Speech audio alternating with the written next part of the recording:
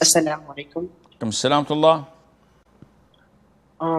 My question was, like, whenever I go to the masjid, I know that saying like Allahu like continuously is like not something you should do. But in my masjid, people do it and they wipe their eyes with their thumbs after they say stuff. So I was like, my question is, I What do know you that they mean? do What like do you some. mean by saying Allah? Yeah, what do they say actually? No, no, they say like Allahu, like continuously. Like So they yeah, chant they it. just sit there and say Allahu, Allahu, Allahu, Allahu. Yeah. Okay.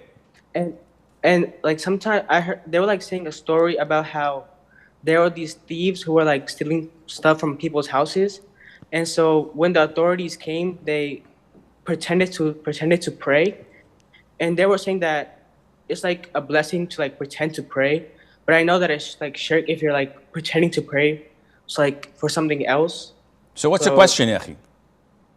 my question is, what should I do in a situation where I hear something that I don't think is like right, and my gut feeling is that First of all, you should avoid such people. People who continuously sit and make dhikr as Allahu, Allahu, Allahu. Give them some time after warming up, they'll swirl around themselves and start jumping Jack Flash. And they would start dancing or chanting. And this is what the super Sufis do. And this is totally out of the question. It's not part of Islam. This is how Islam was attacked by the people of innovation and the enemies of Islam by trying to dismantle the real Islam.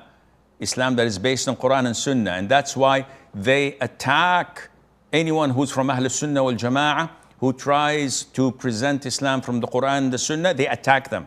They tarnish their reputation. They label them as Wahhabis, as this, as extremists. Why? Because they don't want people to know what real Islam is. They want people to think that Islam is all about grave worshipping. They want people to think all of these superstitions and these bogus stuff that if you say dhikr or say a specific salutation upon the Prophet ﷺ, you will see the Prophet in broad daylight.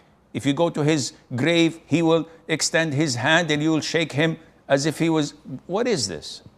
This nonsense comes from such people. So first of all, avoid going to such places and talking to such people, because they are people of innovation and most likely people of shirk, and that would take people out of the fold of Islam. So there's no good in talking to them when you're not qualified.